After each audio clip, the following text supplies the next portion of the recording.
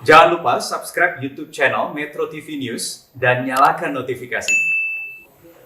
Ya pemirsa, kembali lagi di Selamat Pagi Indonesia. Laporan Pusat Pengendalian Penyakit Amerika Serikat sempat merilis adanya potensi COVID-19 yang mampu menyebar melalui droplet berbentuk aerosol di udara. Tetapi mereka pun sudah menurunkan artikel tersebut dan menganggapnya itu salah upload atau salah unggah. Dan sebenarnya mengapa informasi-informasi masih simpang siur, kita akan membahasnya dan juga kita akan membahas lebih lanjut bagaimana upaya melindungi diri kita dari paparan COVID-19 bersama praktisi Global Health Monica Nirmala. Selamat pagi Dr. Monica, apa kabar Dr. Monica? Halo, selamat pagi Mbak Sarah, kabar saya sehat. Bagaimana kabar Mbak? Iya, sehat juga dokter, semoga selalu sehat ya dokter. Dan ngomong tentang kesehatan, kita masih ingin membahas tentang COVID-19. Ini pada Jumat lalu sempat CDC Amerika Serikat ini posting katanya sempat mengagetkan banyak pihak bahwa COVID-19 bisa saja airborne, Dr. Monica. Sebenarnya seperti apa sih kenyataan COVID-19-nya sendiri? Apakah benar-benar ada kemungkinan airborne, dokter? Iya, oke, saya mungkin cerita dulu ya Mbak ya, bahwa di COVID-19 itu sebetulnya ada 3 rute penularan. Yang pertama itu melalui droplet atau percikan, jadi ketika orang batuk atau bersin, percikan yang agak besar, bahkan kadang-kadang bisa dilihat mata gitu ya, itu langsung jatuh ke lantai. Ya. Itu rute pertama. Rute kedua adalah melalui fomite. Fomite adalah penularan lewat permukaan benda, jadi ketika seseorang berbicara lalu percikannya nempel misalnya di gagang pintu gitu ya, kemudian orang lain memegangnya, itu bisa menular. Nah yang ketiga adalah penularan lewat aerosol atau penularan lewat udara. Nah untuk menjelaskan ini saya sebetulnya punya gambar nih, udah menyiapkan gambar, mudah-mudahan bisa ditampilkan. Jadi saat seseorang bicara, batuk, bersin, bernyanyi, bahkan bernapas sekalipun, sebetulnya ada percikan yang keluar dari mulut dan hidung kita. Gambarnya udah muncul ya Mbak? Sudah. Oh, sudah. Ya, sudah lihat ini grafiknya sambil lihat. Oke. Jadi ada percikan yang agak besar yang warna biru yang ketika dihembuskan itu bergerak secara balistik atau jatuh ke lantai gitu. Biasanya ini saat kita bersin atau batuk. Nah, percikan inilah yang kita takutkan mengenai mata, hidung ataupun mulut. Nah, tapi selain yang biru ini, ada juga percikan yang lebih kecil yang bisa mengambang di udara selama beberapa jam di dalam ruangan tertutup khususnya. Nah, inilah aerosol yang dimaksud oleh para ilmuwan. Nah, ukurannya juga beda-beda, Mbak. Jadi yang paling kecil itu yang warna merah ini kita sebutnya respirable aerosol atau yang bisa, saking kecilnya bisa terhirup sampai ke alveoli paru-paru kita. Ada yang agak gede dikit, yang sedang berwarna kuning, itu kita sebutnya thoracic aerosol atau dia bisa terhirup sampai ke nempel di saluran pernapasan yang ada di dada manusia. Nah, yang aerosol yang sedikit agak besar, kita sebutnya inhalable aerosol atau aerosol yang dapat terhirup, itu bisa terhirup dan nempel di tenggorokan atau kerongkongan kita. Nah, yang jadi perdebatan sebetulnya adalah di antara 3 rute penularan ini, antara droplet, tadi percikan, atau fomite, atau aerosol, mana yang lebih dominan dalam penularan COVID. Inilah yang diperdebatkan oleh para ilmuwan. Tapi sebetulnya semua paham dan sepakat bahwa 3 rute penularan ini memang terjadi. Dan banyak ilmuwan, termasuk saya sendiri, mulai berpikir bahwa sebetulnya aerosol yang lebih dominan. Kenapa? Karena kita melihat semakin banyak penularan itu terjadinya di dalam ruangan, lalu juga banyak orang yang tidak sadar kena dari siapa, tahu-tahu dia terkena COVID. Kalau mereka sudah menggunakan masker, menjaga jarak. Oke, Dokter Nirmala. Nah, karena pada pagi hari ini kita juga membuka telepon interaktif, kita ingin mengajak juga dokter untuk para pemirsa untuk ikut serta dalam dialog dan berpartisipasi dan bertanya langsung bersama Dokter Monica terkait topik ini di nomor telepon 0215839900. Sekali lagi, pemirsa semua bisa ikut serta berdialog dan juga bertanya ke Dokter Monica di 0215839900. Nah, Dokter Monica, jika tadi dikatakan bahwa sekarang termasuk Dokter Monica juga banyak ilmuwan yang sudah mulai meyakini atau mungkin mempertimbangkan bahwa ini bisa menyebar melalui udara atau dalam lingkungan tertutup. Sebenarnya apakah harus ada kondisi tertentu seperti let's say dalam kondisi ruangan ber-AC kah, atau memang bisa di segala tempat sebenarnya? Iya, pada intinya adalah ruangan dengan ventilasi minimal. gitu. Jadi ventilasi minimal maksudnya tidak ada sirkulasi dari luar ruangan itu masuk ke dalam ruangan kita gitu. Itu yang dimaksudkan dengan ruang tertutup tadi gitu.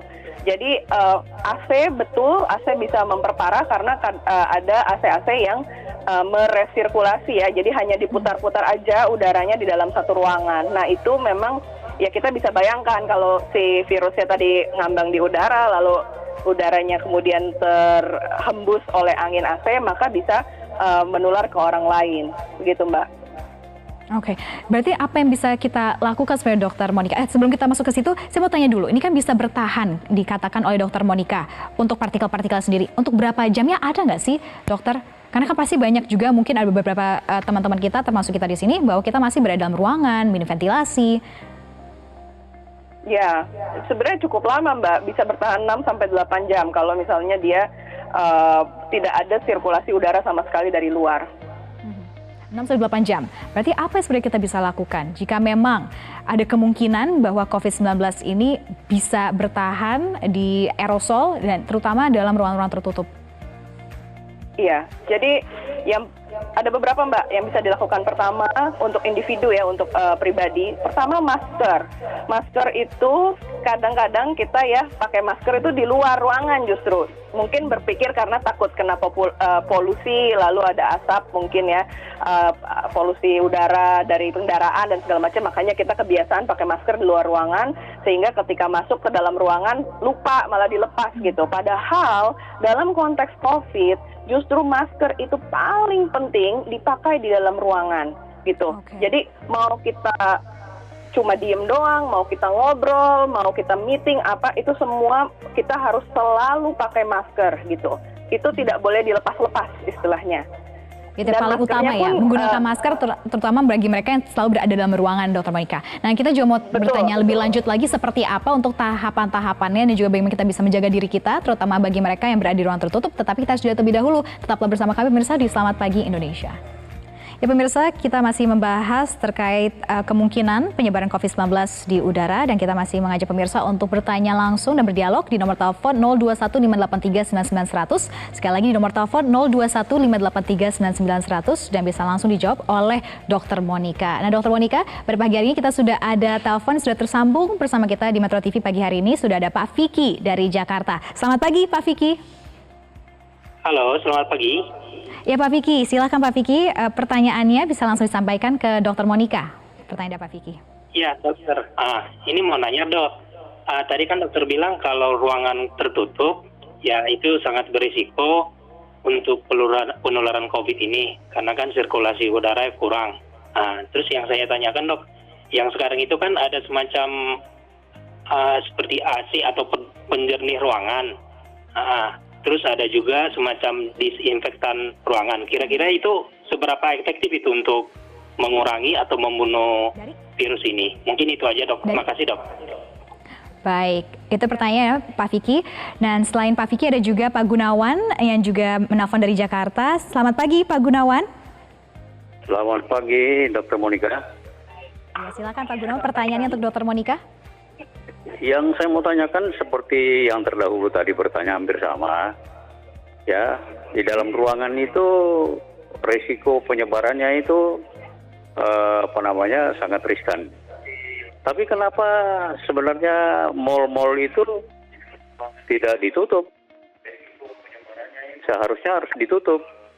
Yang kedua, olahraga kita dianjurkan untuk mempertinggi imunisasi, mempertinggi kekebalan tubuh. Seharusnya kita itu diajak untuk bisa berolahraga di luar, outdoor.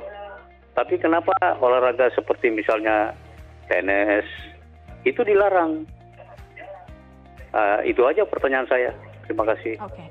Baik, oke, pertanyaan dari Pak Gunawan. Terima kasih atas pertanyaan Pak Gunawan dan Pak Vicky. Langsung saja kita ke Dokter Monica. Dokter Monica, bagaimana untuk pertanyaan dari Pak Vicky tadi? Dengan disinfeksi ruangan yang tertutup, apakah ini bermanfaat dan juga efektif, Dokter Monica? Iya, jadi bahan-bahan disinfektan yang ada beredar di luar itu sebetulnya untuk menangani yang cara penularan yang fomites tadi gitu. ketika ada virus yang menempel di permukaan lalu dibersihkan dengan disinfektan itu gitu. Jadi itu kalau konteksnya seperti itu efektif gitu untuk membersihkan permukaan gitu. Tapi kalau untuk membersihkan udara itu saya belum membaca ya atau menemukan disinfektan di udara yang efektif gitu.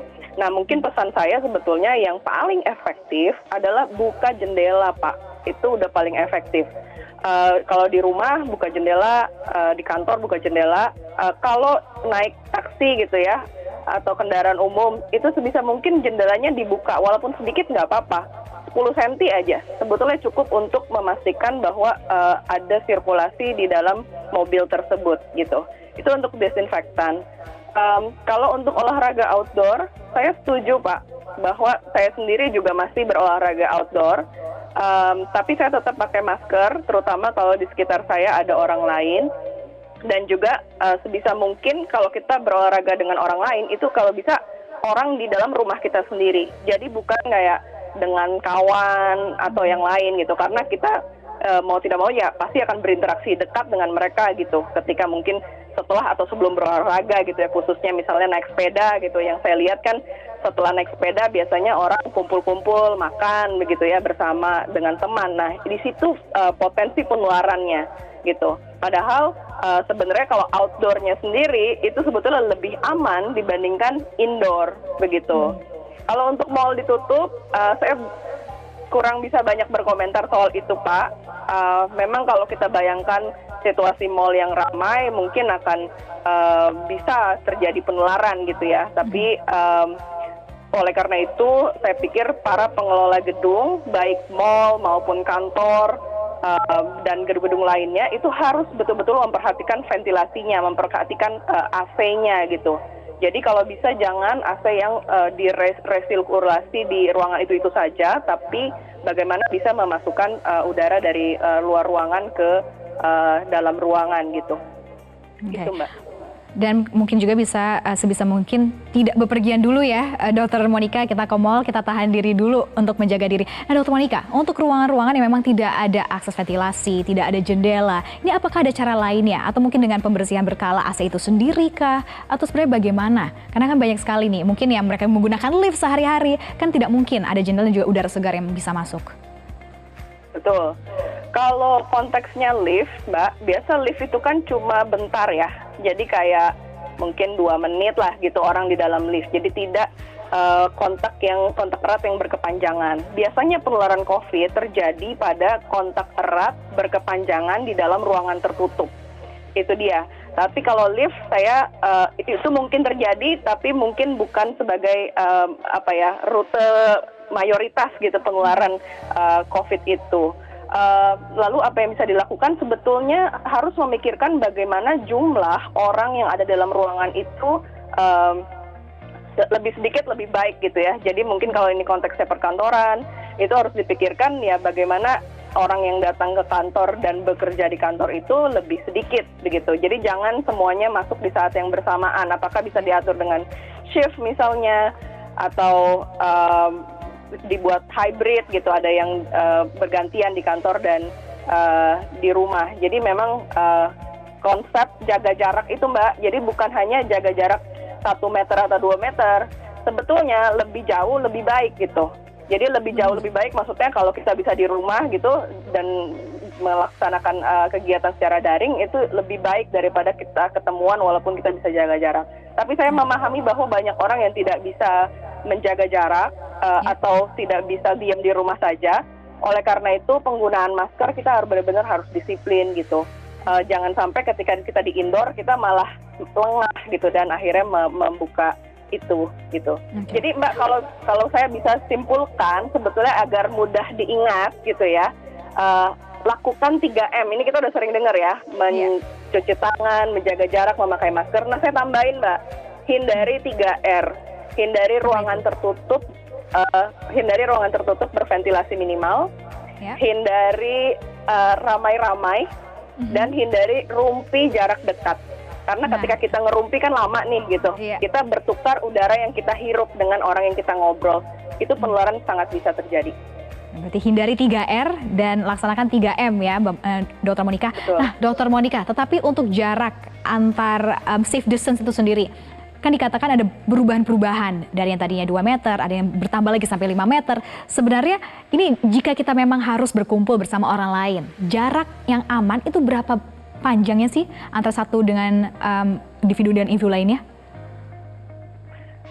Saat ini belum ada konsensus Mbak berapa jarak yang aman. Betul bahwa WHO bilang 1 meter, CDC bilang 2 meter, ada yang bilang 5 meter, dan segala macam. Prinsipnya adalah lebih jauh, lebih baik gitu. Dan kalaupun nggak bisa jauh-jauhan, pakai masker dengan disiplin, itu kuncinya. Dan ventilasi. Menggunakan masker dan disiplin. Baik, untuk Ya, dan masker ventilasi, sendiri. Mbak. Ya, untuk masker sendiri, Dr. Nirmala, ini dikatakan ada 3 jenis partikel aerosol yang bisa saja kita hirup, bisa juga hingga di tubuh kita. Untuk jenis maskernya, apakah cukup kita menggunakan, let's say, masker kain? Karena kan mengingat bahwa ini airborne dan bisa saja partikel aerosolnya semakin kecil juga masih bisa hinggap ke tubuh kita. Iya, jadi virus itu memang virusnya bahkan lebih kecil lagi Mbak gitu ya. Virus itu berpindah dengan aerosol atau partikel yang lebih besar. Jadi dia kayak bayangkan kalau ada satu tetes air gitu, di situ virusnya itu mengandung yang virus yang banyak. Jadi virus tidak bisa terbang sendiri gitu. Dia harus ada medium atau agen yang bisa membawa dia. Nah, masker ini berfungsi karena dia bisa dia cukup mampu untuk menahan si percikan atau si droplet atau si aerosol itu gitu. Memang mungkin tidak semuanya 100% akan tertangkap di masker, tapi jumlahnya akan jauh berkurang gitu. Yang tersebar ke ruangan ke luar sana itu jauh lebih berkurang ketika kita pakai masker. Itu tujuannya adalah meminimalisir risiko itu Mbak, bukan meniadakan sih sebenarnya, tapi meminimalisir kita menyebarkan droplet keluar, dan juga untuk yang menggunakan meminimalisir droplet yang masuk terhirup ke hidung kita karena ya tersaring oleh masker tersebut. Baik, Dr. Nirmala. Dan Dr. Monica, kita sudah ada penelpon berikutnya. Ini dari Ibu Titin yang juga berada di Jakarta. Selamat pagi, Ibu Titin. Selamat pagi. Ya, Ibu Titin silakan pertanyaannya Ibu Titin untuk Dr. Monica. Selamat pagi dokter, saya mau menanyakan bagaimana dengan penggunaan lampu sinar ultraviolet C yang sekarang banyak diperdagangkan, yang dikatakan bisa mendesinfeksi virus dan bakteri. Terima kasih. Baik, terima kasih Ibu Titin. Langsung saja kita tanyakan ke Dr. Monica, bagaimana Dr. Monica untuk penggunaan sinar UV? Ya, penggunaan lampu-lampu seperti ini harus diperhatikan Mbak. Nggak semuanya aman sebetulnya untuk misalnya kulit kita atau tubuh kita sendiri gitu. Jadi memang itu harus diperhatikan sebelum membeli, dan mungkin tidak hanya melihat dari produknya, tapi juga membaca dari review secara saintifik gitu tentang penggunaan lampu sinar UV. Jadi saya pikir itu belum digunakan secara luas atau membantu begitu, dan tidak disarankan untuk dipakai di rumah misalnya seperti itu. Saya tahu ada yang digunakan misalnya di rumah sakit atau di klinik, itu penggunaannya untuk khusus seperti itu, dan ada mekanisme kontrol lah. Jadi saya agak khawatir kalau itu dibeli oleh semua orang, belum tentu alatnya aman, malah nanti menimbulkan masalah yang lain. Berarti kembali lagi Dr. Monica untuk terus menerapkan 3M tadi dan juga 3R yang harus dihindari. Betul? Untuk Betul. pemirsa dan juga masyarakat, sehingga kita semoga terus terhindar dari ancaman COVID-19. Terima kasih Dr. Monica sudah bergabung bersama kami di Selamat Pagi Indonesia pagi hari ini. Terus jaga kesehatan dokter, dan sampai berjumpa di lain waktu. Pemirsa, tetaplah bersama kami di Selamat Pagi Indonesia, karena kami kembali lagi dan berbagi informasi lainnya untuk Anda bersama rekan saya, Naila Husna.